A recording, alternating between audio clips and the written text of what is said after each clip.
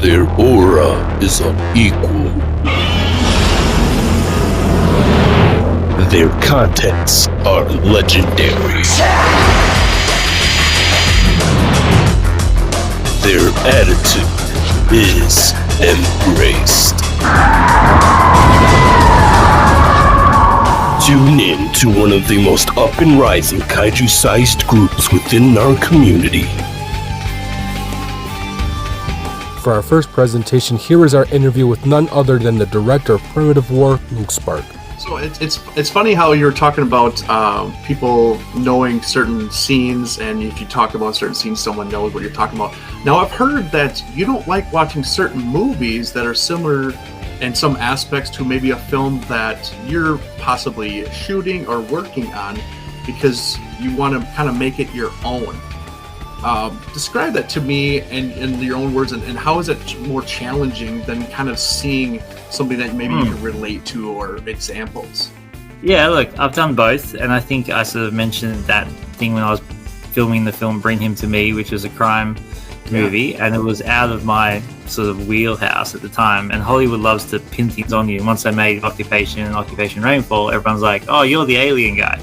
And I was like, yeah, but I can do other stuff, right? Like I got scripts that there's a comedy or there's a drama or there's a war film. And they're like, no, you're the alien guy. And I'm like, hey, look, if you want to keep giving me alien films, I'm happy to do it, which no one did. I was like, but I want to stretch my leg and do something else. And that script came up through just literally a LinkedIn. This is how cheeky some people can and should be. This is just literally just a LinkedIn message to me. It was like, hey, I'm a writer, which I get all the time, obviously. I'm a writer, and here's my pitch deck, and here's a sort of thing, and I just grabbed my attention. So just if it's good, you can get people's attention if it's a very good pitch. It was crime, and I've never really done crime before at all, to be honest. I never really thought about it, and it's not a genre of movies where I go and I watch religiously. Like if it's a Saturday night or I got nothing to do, which is not usual, but if I want to have a rest, I should rephrase that. If I want to have a rest and turn my brain off, it's always either a monster movie or a genre movie or something like that. So I never really go the sort of the crime route. And instead, and then people started saying, hey, you should watch Goodfellas again, you should watch Casino, and you should watch all these movies, which I've seen and they're amazing.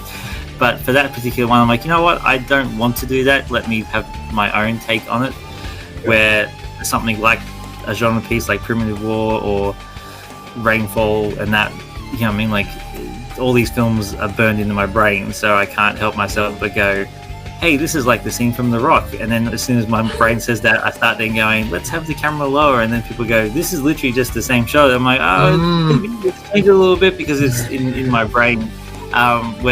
Bringing to me, I literally was just like, you know what, I'm just going to do my thing and then I'll watch those films later. So that was just a different thing I decided to do for myself, just as an exercise.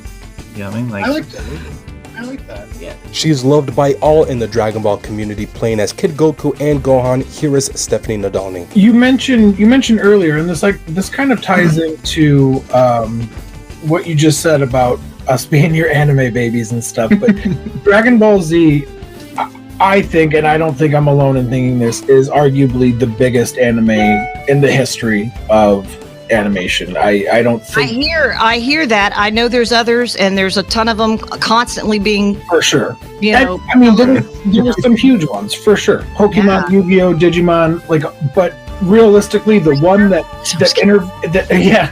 one that put anime on the map a long time ago. That was the 60s or something, wasn't it? I think there was. Yeah. Which one? Speed Racer. Oh yeah. Yeah. Go. Yeah. That's the thing is, and the fans will know more about this than I do, but so when I went into audition, I was told it was a cartoon. It is a cartoon. It's an animated feature, but the fact that it was started and developed and produced and directed in Japan is why it's anime. So Japanime is kind of that whole thing. So I know some of the fans get really protective of that, Oh yeah, because they're, for sure. of it, they just are. So I get people asking me sometimes, well, would you ever go to Japan, or do they ever? I'm like, no, you don't understand. It's the other way around. We want Japanese actors to come here because they're the pioneers that voiced it first in Japanese. So it gets And kind that of confusing. And that actually ties into my next question. Considering how just huge and impactful Dragon Ball is, how do you feel knowing that you essentially got to help introduce this in the States? I mean, because you are, and this isn't just blowing smoke, like you are a voice for so many people's childhood. I mean, is that like the craziest thing? I mean, is there, how do you feel about that? I mean, it's humbling, to be quite honest. It's like, wow. I mean, I feel like I really have to protect it and be careful of, of my life and the decisions I make, and, because I care so much about it and I'm so grateful for it. And well, I mean, I'm just glad, like I said, I'm just really glad that I was where I was in my career, where I was with my life. And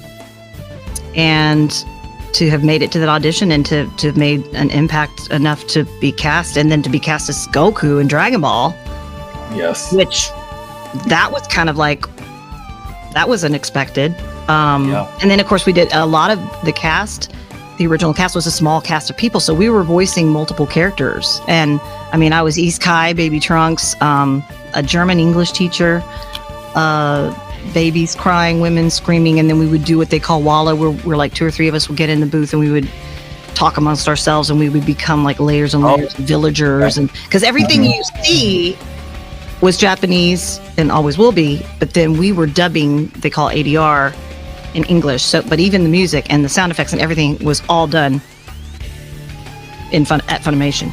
Yeah. And so that's kind of why it gets confusing for people that don't watch anime. Of course, it's more mainstream now than ever, but like, they're like, what do you mean you dubbed it in English? What does that mean? Because some people were already watching anime and Japanese and reading the English subtitles. So that, when I really saw how big it was when I went to a couple things. Vince Vance and the Valiants was hired to do a naval-based tour where we were performing over in Europe, in Italy, Spain, and Greece. And that was June of 2000. And I saw Dragon Ball Z stuff like all over the place over there. And I was like, what is going on? Like, I saw, manga and Dragon Ball Z shirts and t-shirts and anime merchandise in the souvenir stores in like Italy.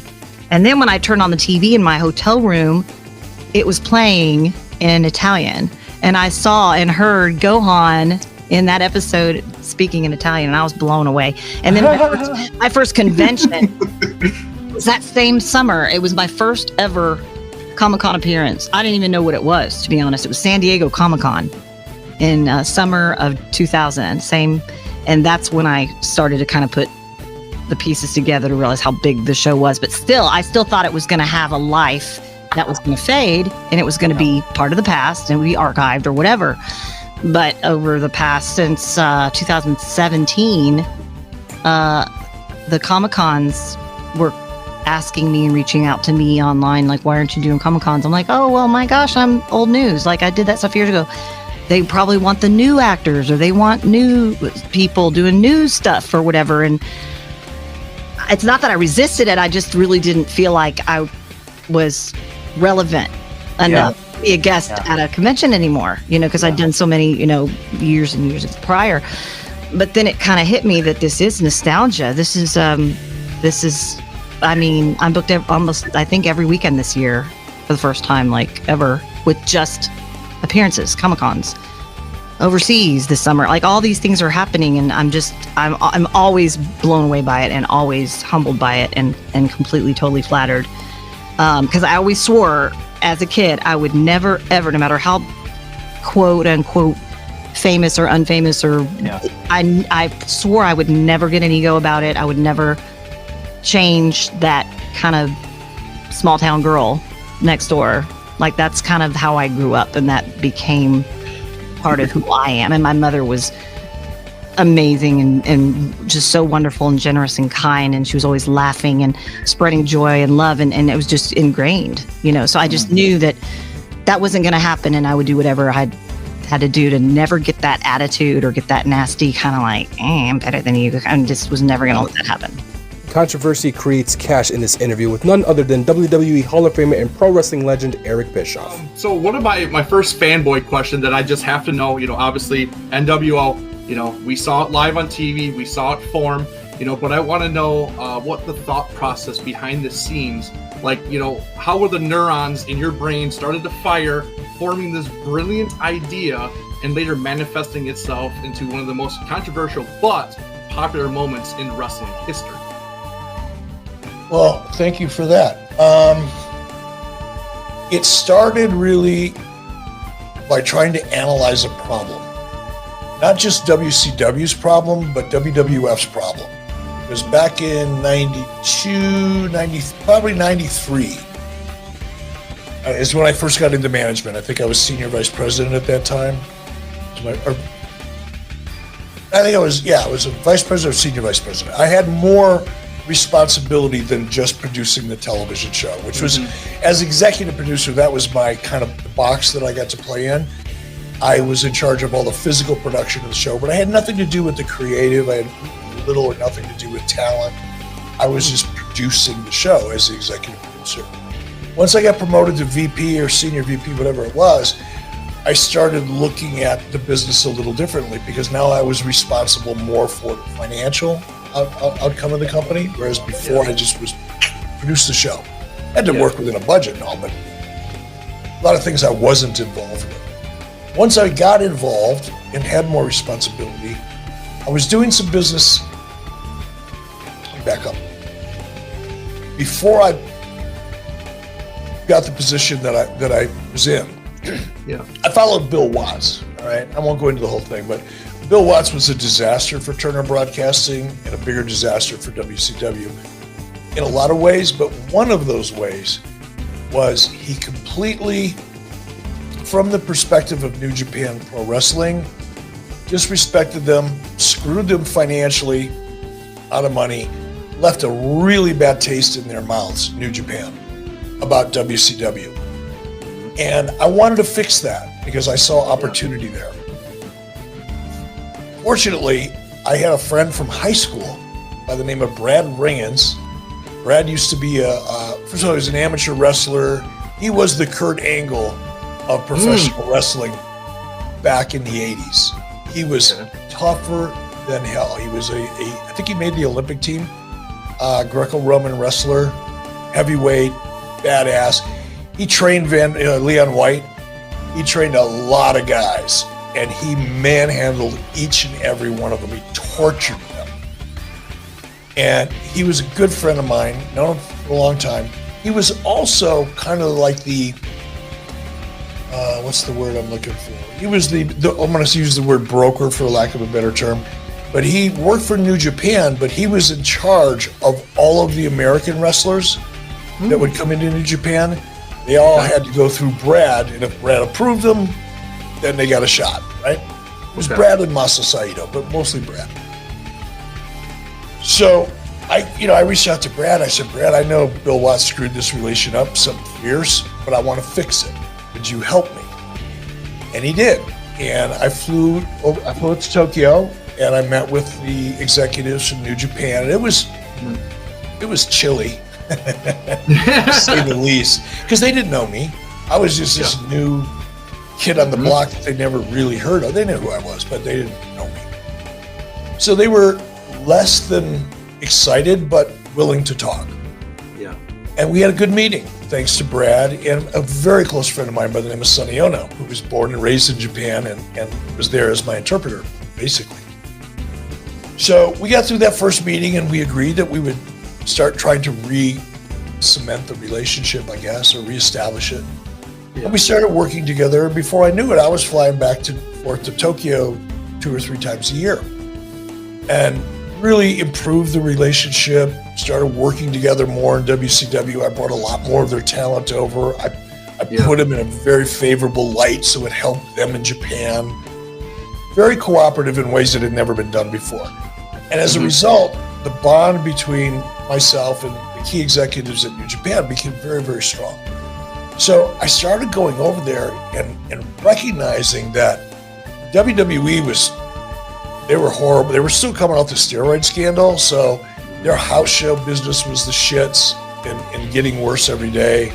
WCW's wasn't even close to where they were. I mean, our attendance figures were ridiculously bad.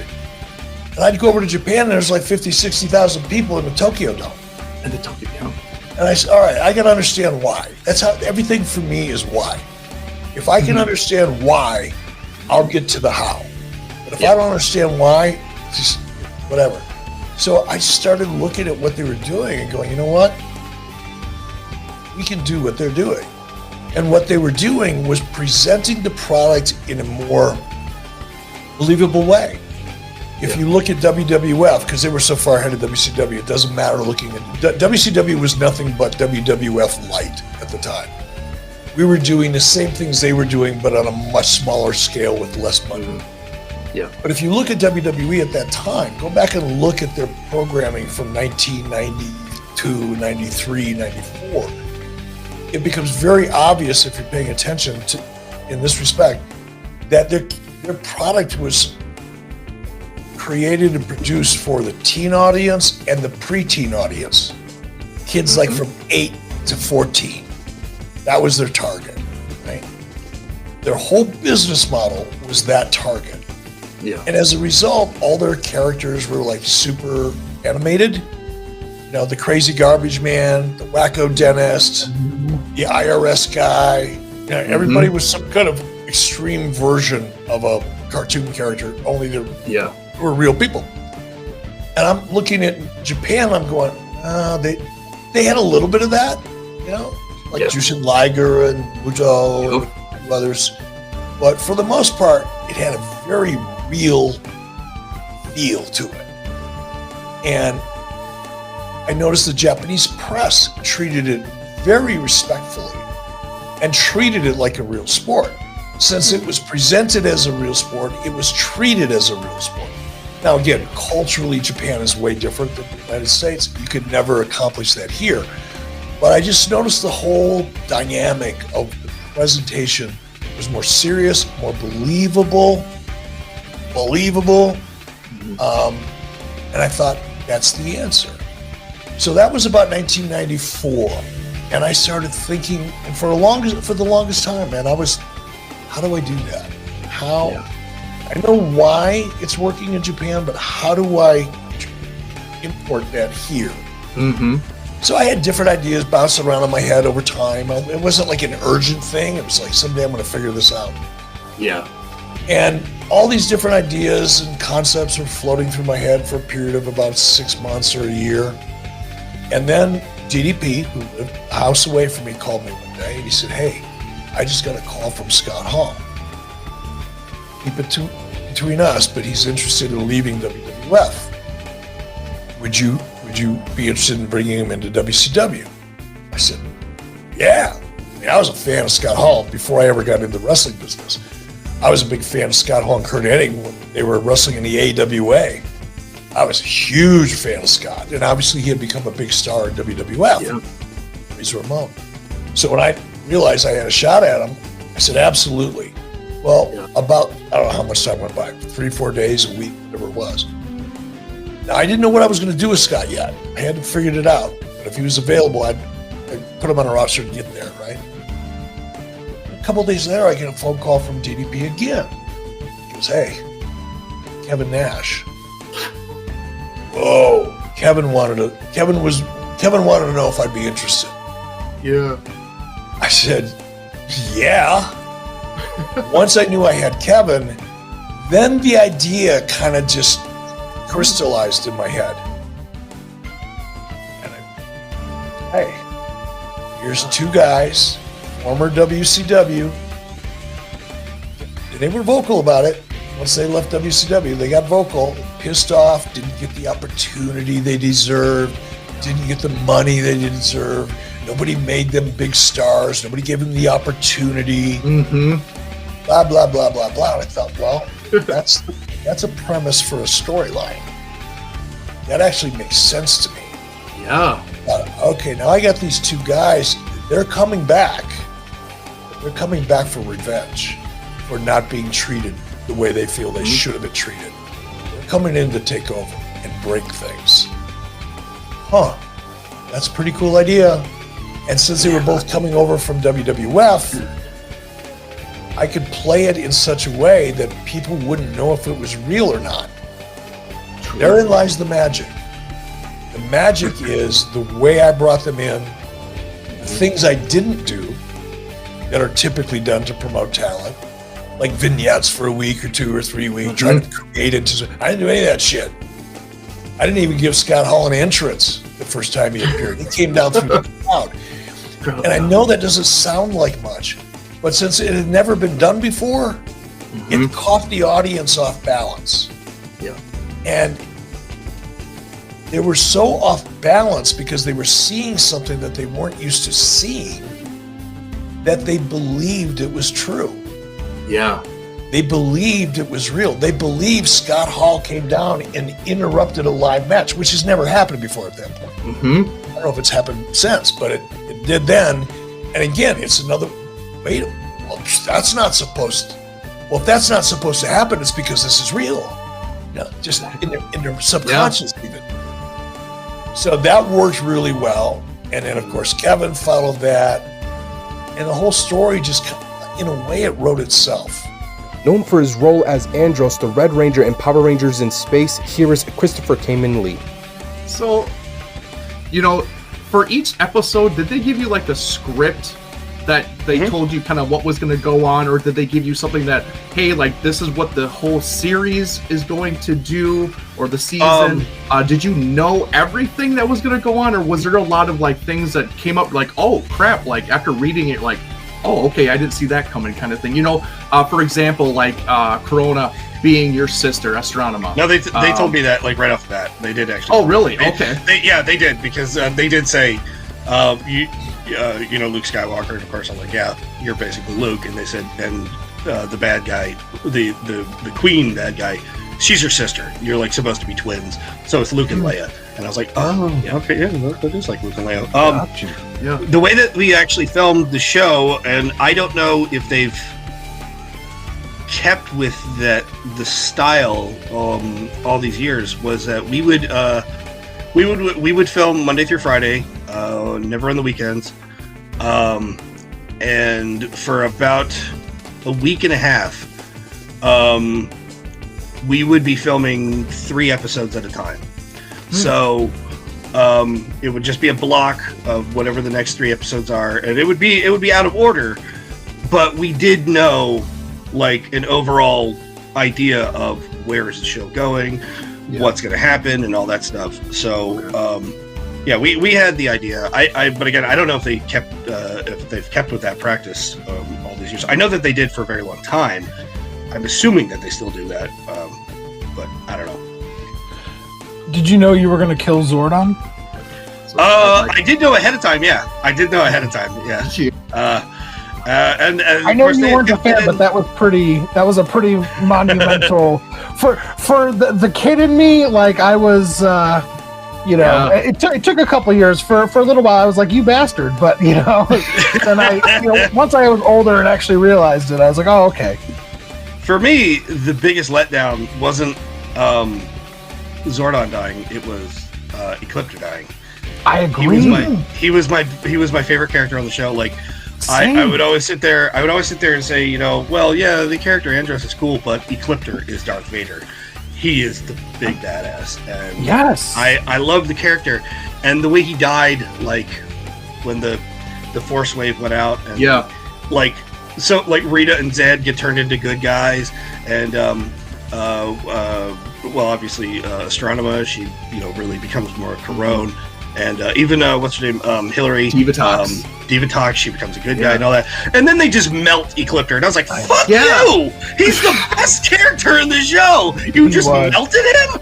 What the hell is wrong with you people?" That really even in his last moment, he was protecting Corone. He was protecting his daughter. All hail the King of the Monsters, portrayed by none other than highly acclaimed mocap actor T.J. Storm. What was it like, specifically, how did you land the role in the Monsterverse to play as Godzilla? So do you guys know who Billy Blanks is? Yeah. So Billy Blanks is one of the most talented martial artists I've ever seen in my life. I remember watching him in, I think it was King of the Kickboxers or something like that. And I saw him, African American dude, who was just, I think he was the bad guy in the movie. And I remember watching it. I didn't know who he was. I never heard his name before. But I was watching him like, how is this guy moving like that? I understood martial arts, but I couldn't understand what he was doing. I'm like, that's not normal. They must have sped this up. He was doing amazing things. Flash forward, he was one of my senseis, and he's a grandmaster of Taekwondo. So I trained at his school for years. Have you guys ever heard of Tai Bo? Yes. That's He created Tai Bo. He is the creator of Tai Bo. So I trained under him. I did Tai Bo because it's a great workout, but he's an amazing Taekwondo teacher as well. So I learned his system, and in the class there was this kid, red-haired kid named Garrett Warren, and Garrett was super talented. This kid from Boston, and it was really fun to watch him kick. He was spectacular. And flash forward again, he eventually became a stunt coordinator, one of the top stunt coordinators in Hollywood, and he is the top action person in direct contact with James Cameron on the Avatar movies. So he called me in. He's like, dude, how you doing, man? Can you come in and help us on Avatar? And I'm like, yeah. So I came in and I did the robotic movement. So when the hero was fighting the bad guy, the evil colonel, that mech, I am the mech. He's in my chest. So I'm doing all the mech movement. That's motion capture. So later, I'm doing some other movies and some other video games. And Garrett called me and he's like, dude, could you come help us with some beast movement? And it sounded, I honestly thought, he wants me to coach some people on how to move in something. I'm like, yeah, sure, no problem. So I went down to the studio and I got my sweats on. And I'm like, all right, what are we doing? And it's just me and two other dudes and Garrett. And Garrett turns to us and he's like, you're Muto number 1, you're Muto number 2, and you're Godzilla. And I'm like, shut up.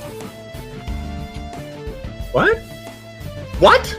And we, right then and there, we got warmed up and we started shooting Godzilla.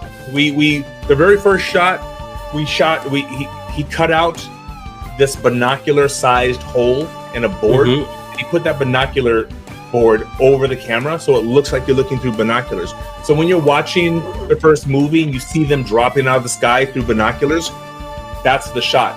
So he's got this binocular board over the camera, and I'm walking slowly through the scene because you see a part of the you don't know, and you see the people dropping near it. And you're like, what is that? So that's the very first shot that we shot, and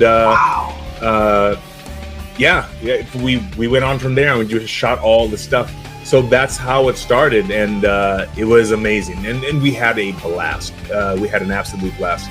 Garrett is still kicking ass. I believe he is now directing himself. He just finished more work with James Cameron on the 2 Avatar back-to-backs. And now he's directing his own projects. Super cool cat and super driven, very focused. So he's a great guy. Him and my friend Nito are amazing creature performers and visual directors. So they're going to go and just go bananas. They're amazing. Wow. That is amazing that all of a sudden you don't even know what's going on. You're like, you and you and you, and that's it. And that's how you landed this character. Oh my God, that's mind-blowing.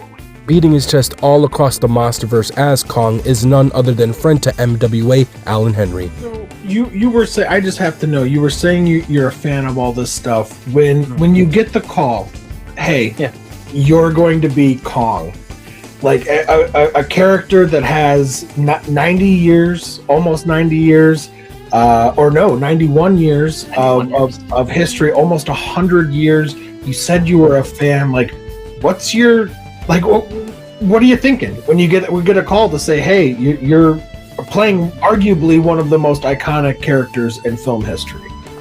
There are always two things that happen. One, I'm very professional. So